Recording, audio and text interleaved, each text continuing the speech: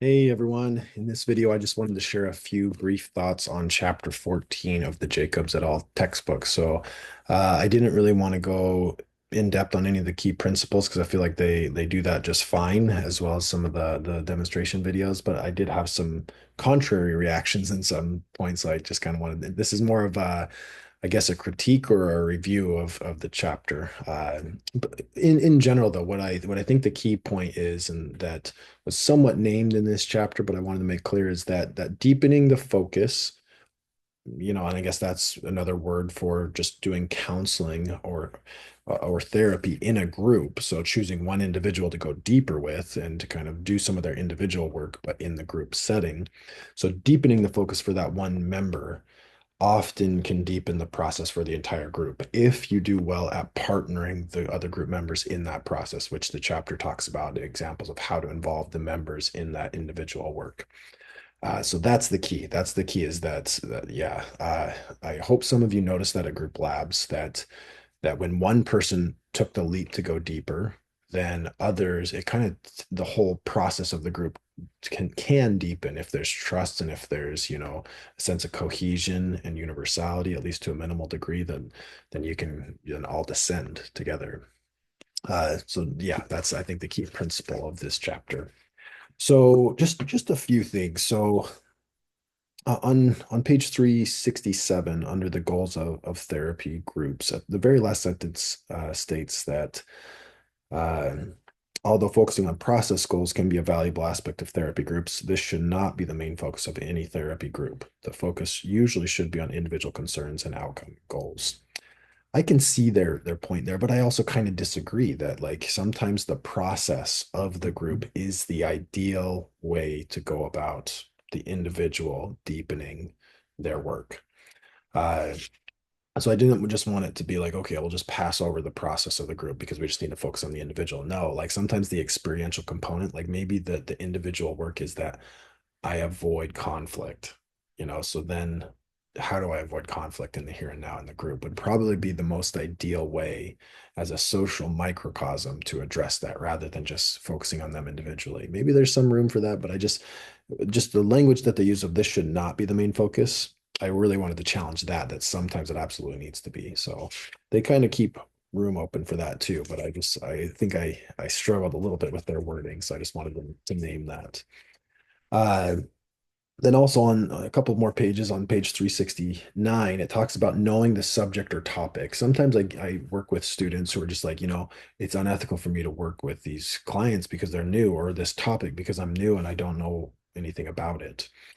So the first line of that, knowing the subject or topic on 369 states the ACA Code of Ethics dictates that counselors practice within the boundaries of their professional and educational competence, which is absolutely true. But that also, like, there's a qualifier there that's important for you to think about that. Or under supervision, there's always going to be a first time that you're working with a person that's new to you, presenting concern that's new to you. But if you're working under supervision for someone who is competent to support you in that, then that's not unethical. So yeah, we're always going to have a first time. We're always going to be new, at the start, but we get that supervision to support us. So just wanted to clarify there that a lot of times it's not necessarily unethical because you're under supervision. Yeah, you need to be seeking supervision to be prepared. So yeah. Okay, and then just a few more thoughts. So, providing the right atmosphere on that same page, that section heading, the very first line states creating an atmosphere where members feel safe to share their thoughts and feelings is the leader's responsibility. Uh, I agree. One thing that I wanted to add that safety, sometimes it's like I hear students say things like, this is a safe place. And I hope that is for clients. I hope all of the spaces that you're a part of are safe for clients. But it's important to clarify that you know, safety is not the same as comfortable. So hopefully it's safe for them to be uncomfortable, or they have enough, that the trust is there enough to be uncomfortable and take some risks. Uh, and so, I just be thoughtful of that element because sometimes counselors, especially beginning counselors in training, just say this is a safe place. Like it's maybe not yet. You saying those words doesn't make it safe. Maybe it helps some people, but just be thoughtful of how some people won't feel that yet. and that's okay, you know. So we're trying to help them feel safe enough to take risks, to be uncomfortable. All right. So this is actually on page 370. There's really similar comment. It talks about being aware of individual members, and it's talking in the very last sentence of that section. It states it would be unethical to work intensely with an individual in the group if the leader did not understand that member's cultural frame of reference. Once again, true. And there's always going to be a first time, and we work under supervision. So wanted to clarify that too.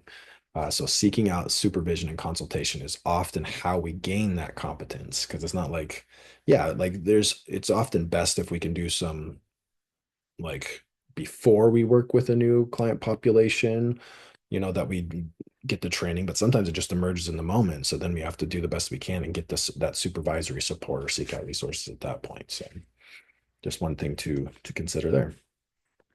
All right. This is nearing the end of my comments. Actually, this will be my last one, actually. So on page 378, it gives some examples of the creative use of members. So once again, getting the members to partner in the individual work of one particular member. And the idea of touch, physical touch comes up. And I think the authors did a pretty good job at addressing uh, that you need to be really thoughtful about touch.